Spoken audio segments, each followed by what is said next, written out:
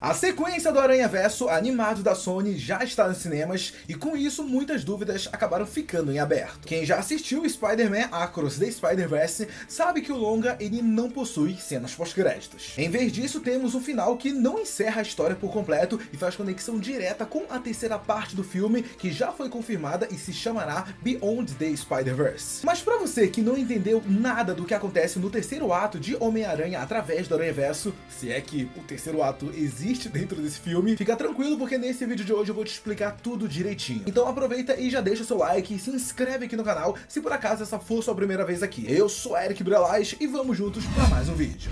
Pessoal, finalmente a espera acabou. Homem-Aranha através do Aranhaverso finalmente chegou aos cinemas. Vamos combinar que a gente não aguentava mais de tanta expectativa para ver esse filme e agora podemos olhar para ele e dizer se cada minuto realmente valeu a pena ficar esperando por esse filme. E eu tô dizendo isso, pessoal, porque sim, Across the Spider-Verse ele consegue ser tão bom e tão inovador quanto foi o primeiro filme lançado lá em 2018. Só que antes de mais nada, pessoal, é bom a gente deixar avisado vocês que esse vídeo vai conter grandes spoilers sobre o filme. Então você que por acaso ainda não assistiu o filme no cinema, vai lá, assiste, volta aqui nesse vídeo, dá play e continua assistindo, ou, né, já assiste esse vídeo por sua conta e risco. Só tô avisando aqui vocês, né? Mas enfim, né, vamos lá. Algo relevante de se falar sobre o Através do Aranhaverso é que ele entregou exatamente tudo aquilo que ele vendeu durante o seu marketing. Eu tô dizendo isso porque vocês sabem muito bem que a gente cansou de trazer vídeos sobre participações multiversais que a gente teria nessa sequência, com um foco bastante nas versões mais clássicas de desenhos animados, e isso, de verdade, tem de sobra, né? Se lá no primeiro filme a gente tem um foco muito mais nos personagens principais, a gente vê que nesse segundo filme a gente tem um tempo muito mais gastado de tela para apresentar essas versões alternativas e clássicas do herói. Isso acontece com o espetáculo Spider-Man, por exemplo, lá da série animada, pela qual a gente tem um imenso carinho. Ainda também temos o próprio Aranha Escarlate, que, de verdade, ele é satirizado o tempo todo pelo roteiro,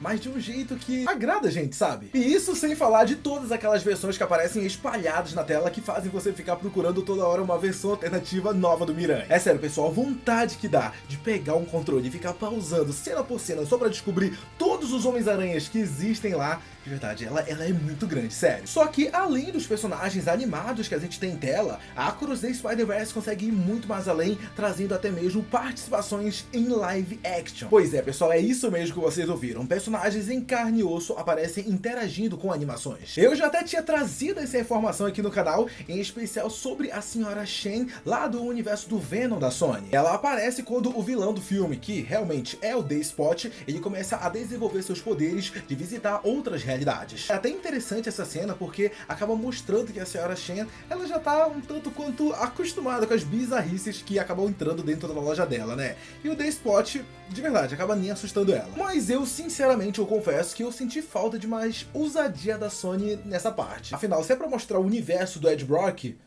o que custava mostrar o Venom, então? Nem mostrou de fundo, nem de fundo apareceu. Teve momentos em que eu ficava olhando, pô, será que o Venom tá aparecendo aí? Será que alguma versão do Homem-Aranha com o traje do simbionte tá aí? Mas não, o que a gente tinha eram personagens que estavam completamente escuros e com uma aranha branca. Mas, de verdade, eram tantos personagens assim que não era o Venom, não era. Mas tudo bem, né? Um outro personagem em live action que acabou até chamando bastante a nossa atenção acabou sendo justamente o Gatuno, interpretado pelo Donald Grove. Pois é, pessoal, pra quem não lembra, o ator chegou a aparecer lá em Homecoming como o tio do Miles. E pelo visto, o personagem ele vai seguir o mesmo destino que teve na animação. O interessante dessa cena é que o Gatuno em live action aparece capturado enquanto ele espera para ser devolvido para seu universo por um equipamento que lembra bastante a Teia da Vida. Pelo que deu para entender, o programa lê o DNA da variante e teletransporta ela de volta para seu lugar de origem, impedindo que ela continue causando problemas para o multiverso. Quem organiza tudo isso é justamente a Sociedade da Aranha, que é uma espécie de TVA dessa franquia animada da Sony. A diferença é que enquanto a organização que vimos na série do Loki poda as variantes e as linhas do tempo criadas por elas, a Sociedade da Aranha, ela apenas devolve cada uma para o lugar de onde saíram. Lembrando que todos os seres capturados têm alguma ligação com a história do Homem-Aranha, e por isso elas podem passar pela Teia da Vida para voltarem para os seus universos. Tudo isso, pessoal, é fundamental para a gente entender o final do filme, já que o Miles ele tenta usar esse equipamento para voltar para o seu universo e salvar o seu pai. Pelo que podemos ver, existem acontecimentos que são inalteráveis na vida de todo o Homem-Aranha. e pelo visto, a morte de um capitão da polícia faz parte dela. Geralmente quem recebe esse papel é o Capitão Stacy, o pai da Gwen, como vimos no filme Espetacular Homem-Aranha, lá do Andrew Garfield. No entanto, tudo indica que nas histórias do Miles é o seu próprio pai que acaba recebendo esse destino após ser promovido como o capitão da polícia do Brooklyn. Não fica muito claro as consequências de se alterar esses acontecimentos canônicos, mas sabemos que qualquer mudança pode afetar muito a realidade daquele lugar. O próprio filme acaba mostrando isso pra gente quando Miguel O'Hara conta a história de quando ele foi até o universo aonde o seu eu daquela linha do tempo havia morrido. Ao tentar assumir o lugar da sua outra versão, a realidade inteira começa a ser destruída. E ó, pessoal, isso acaba sendo muito parecido com o que a gente teve lá em What If, quando o Doutor Estranho Sombrio acaba tentando alterar um ponto fixo no tempo, que era justamente o falecimento da sua amada. Então a gente até pode dizer que os pontos fixos no tempo e os eventos canônicos são basicamente a mesma coisa. Só que o Miles, ele parece não estar nem um pouquinho interessado em deixar que esses eventos canônicos eles acabem acontecendo. E isso até faz bastante sentido com o que o filme acaba revelando pra gente. Segundo o Miguel O'Hara, a aranha que picou o jovem do Brooklyn, ela não deveria estar naquela realidade. Graças ao colisor de elétrons, ela foi retirada do seu outro universo que acabou ficando sem o Homem-Aranha. Então a essência do Miles Morales já desafia os eventos canônicos por si só. É até interessante lembrar que lá em Into the Spider-Verse já estava nítido o número 42 na aranha. Muita gente pensou que poderia ser um número de série da aranha modificada por laboratório e tudo mais, mas pelo visto essa é a numeração referente ao universo da onde ela foi retirada. Vale lembrar que o Miles que a gente conhece, ele é da Terra 1610 e não da 42, que é justamente o local da onde veio aquela aranha que acabou dando os poderes a ele.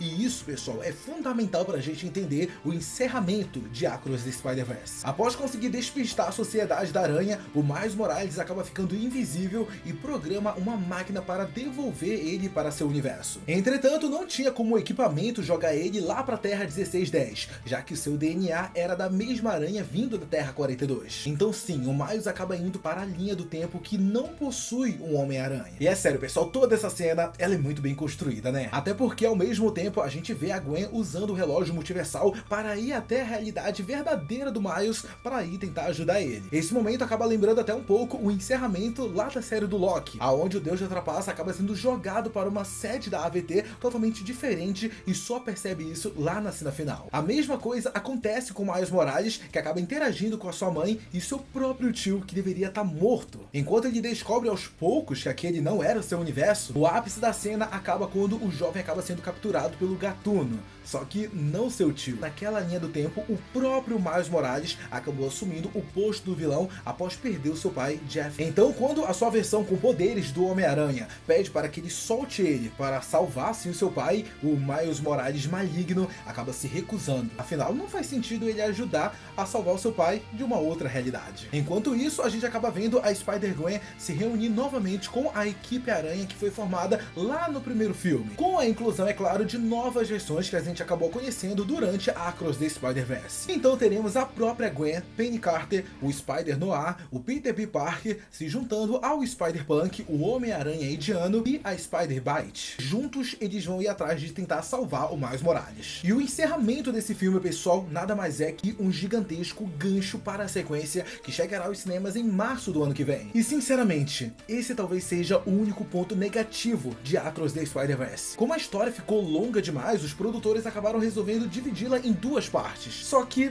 eles não souberam muito bem encerrar a primeira parte. Se tratasse, por exemplo, de uma série, de verdade, estaria perfeito. Afinal, encerraria daquele jeito, tipo, meu Deus, todo mundo quer saber, várias pontas abertas e tudo mais, e deixaria a gente ansioso pra ver a continuação. Só que como é um filme, acaba não funcionando tão bem assim, já que a gente que assiste cinema, a gente acaba ficando com aquela sensação de tipo, pô, faltou alguma coisa, sabe? Mas enfim, pessoal, de qualquer forma, a sequência ela promete demais mesmo. Essa trilogia do Aranhaverso animado da Sony tem tudo para ser uma das melhores quando se trata de super-heróis. Então acaba ficando a nossa expectativa, né, pro que deve vir a acontecer agora daqui pra frente. Com certeza, sim, pessoal, teremos muitas teorias sobre Beyond the Spider-Verse aqui no canal. Então se eu fosse você, eu já me inscrevia aqui no canal, acompanhava todos os vídeos futuros que vão rolar. E sim, a gente vai ter mais vídeos sobre Across the Spider-Verse acontecendo, até porque porque e aí? Homem-Aranha do Tobey Maguire, Andrew Garfield e Tom Holland acabaram não aparecendo, pelo menos, né, interagindo com outros personagens aqui em Across the Spider-Verse.